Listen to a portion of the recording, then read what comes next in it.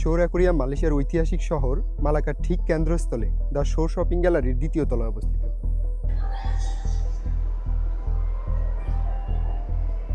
আমরা এখন চলে আসলাম দ্য শোর অ্যাকোরিয়ামে। টিকিট কাউন্টারে যাওয়ার আগে আমাদের ব্যাগ চেক করে নিল। প্রতিটি টিকিট বয়স্কদের জন্য 40 রিঙ্গিত এবং শিশু ও বৃদ্ধদের জন্য 30 রিঙ্গিত করে। Tiket ni nanti masuk mula sebelah kiri, dah habis kiri, pusing balik kiri kanan, keluar belakang Dalam boleh ambil gambar dengan video tapi tak boleh flash. ভিতরে প্রবেশ করার আগে ভদ্রলোক আমাদের বুঝিয়ে বলল ভিতরে ভিডিও বা ফটো তোলার সময় যেন আমরা ফ্ল্যাশ ব্যবহার না করি। আর মালাইদের ব্যবহার এত আন্তরিক যা ভাষা প্রকাশ করার মতো। আমাদের প্রথম গন্তব্য ছিল ইন্টারেক্টিভ টাচ পুল। এই নামা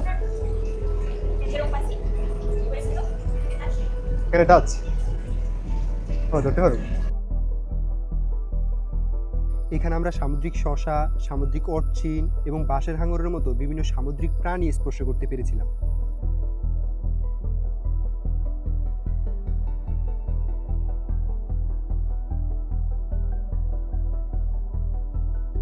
প্রথমবার সামুদ্রিক এই ধরনের ফিশ টাচ করার সুযোগ হলো। আর এই স্টার ফিশ আমি প্রথমবার জ্যান্ত অবস্থায় দেখলাম এবং হাত দিয়ে ধরার সুযোগ হলো। এটা কি বলতে পারবেন আপনারা? এটা হচ্ছে ঘোড়ার নালের কাঁকড়া, যেটা টাচ করতে গিয়ে আমি খুব ভয় পেয়েছিলাম।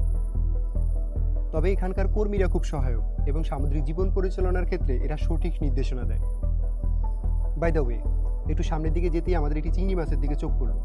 অবাক করার বিষয় হলো কি জানেন, এই জাতের চিংড়ি মাছগুলো প্রায় 50 বছর পর্যন্ত জীবিত থাকে। এখানে আমরা যে আকর্ষণীয় বৈশিষ্ট্যগুলোর মুখোমুখি হয়েছি তার মধ্যে একটি হলো ম্যাজিক্যাল ভ্যাকুয়াম অ্যাকোরিয়াম। স্বাভাবিক পরিস্থিতিতে এবং পদার্থবিদ্যার নিয়ম অনুসারে জলভর্তি ট্যাঙ্কের মাঝখানের ছিদ্র দিয়ে জল বেরিয়ে আসবে। তবে এমবি অ্যাকোরিয়ামটি তার বিশেষভাবে ডিজাইন করা প্রক্রিয়ার মাধ্যমে মধ্যাকর্ষণকে অমান্য করে, যা অ্যাকোরিয়ামের উপর একটি শূন্যস্থান তৈরি করে এবং কম চাপ বজায় রাখে যাতে জল বেরিয়ে না যায়। আপনি সরাসরি আপনার হাত ভিতরে ঢুকিয়ে সবগুলো মাছ স্পর্শ করতে পারবেন।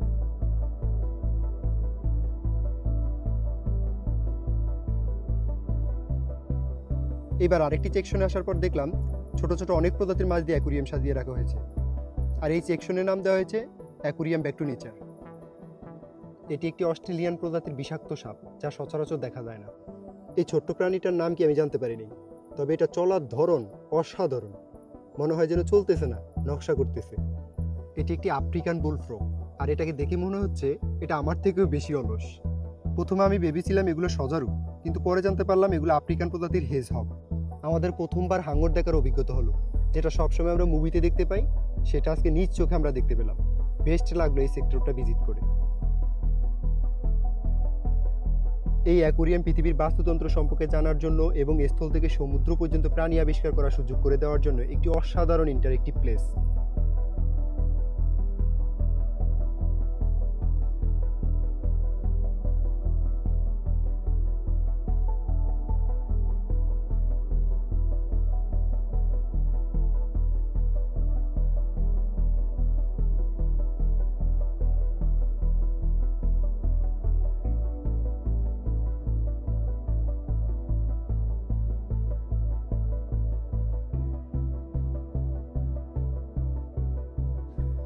আপনাদের কি অ্যাভাটার মুভির সেই দৃশ্যটার কথা মনে আছে?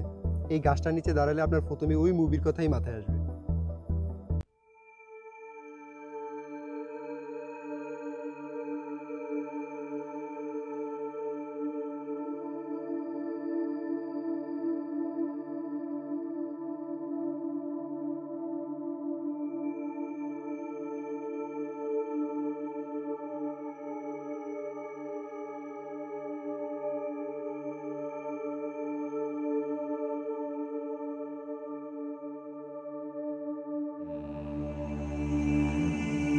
এত কালারফুল আর এত প্রজাতির ফিশ একসাথে দেখলে 1 মিনিটই খুশিতে মন ভরে উঠবে।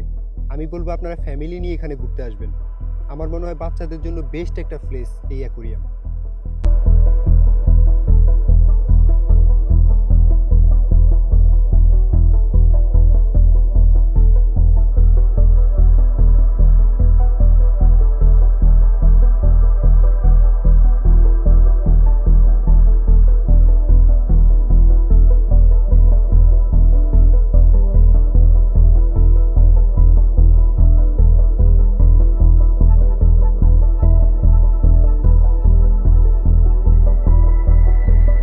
এবার আমরা একটু বাচ্চাদের মতো মজা করে নিলাম। আলামিনের একটু কাণ্ড দেখেন, ওই ব্যাঙের মতো লাফাইতেছে। আবার পিয়ানো বাজানো শুরু করলো।